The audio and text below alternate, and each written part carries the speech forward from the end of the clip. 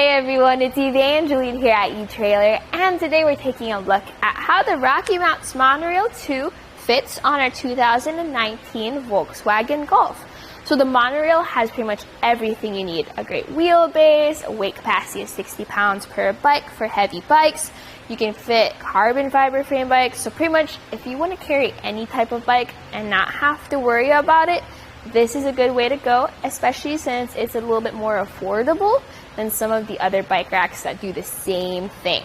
So we're going to talk about how it fits on the Volkswagen Golf, and the very first feature is a tilt-away feature. You have this large handle on the end, so you're going to have to support the bike as you pull that handle, then just let it drop down to a tilt. Why would you want to tilt your bike rack away? Well, if you want to open up your hatch. So see here, there's so much clearance between your door, your pedals, your handlebar.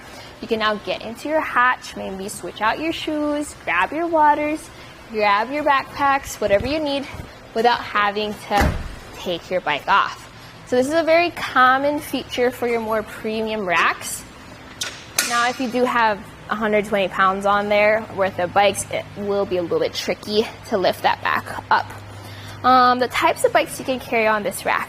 I have a carbon fiber frame bike here, and that's perfectly fine because there's zero frame contact. You have that front wheel mount securing that front wheel, and then in the back you have a rear wheel strap. So then all of this works together, so you don't need to get any separate adapters. And when you want to take the bike off, you just press this lever and then pull up on the strap and then keep it over to the side so it doesn't get caught up in the spokes. Then I go over here to the front, I hold onto the bike as I press this button, lift the hook up, push the hook out, and now I'm ready to hit the trails. So that front wheel mount design is just so easy. And it makes it a lot easier for those weirdly shaped bike frames. But also for your different tire sizes. See that cradle with the different grooves? Whether you have thin road bike tires or fat bike tires, it can carry them.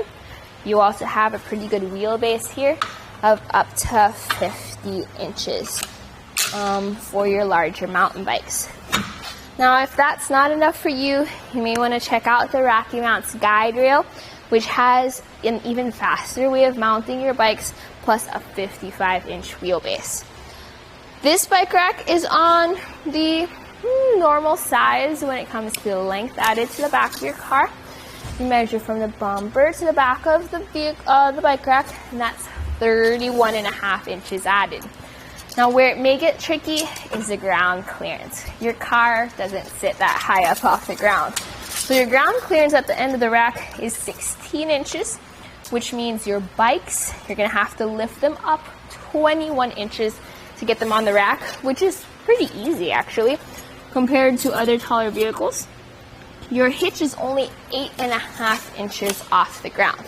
So whenever you have anything on your hitch receiver, hopefully they have a shank rise like this. So when you go up those steep inclines, like those driveways or hills, your bikes won't be hitting the ground.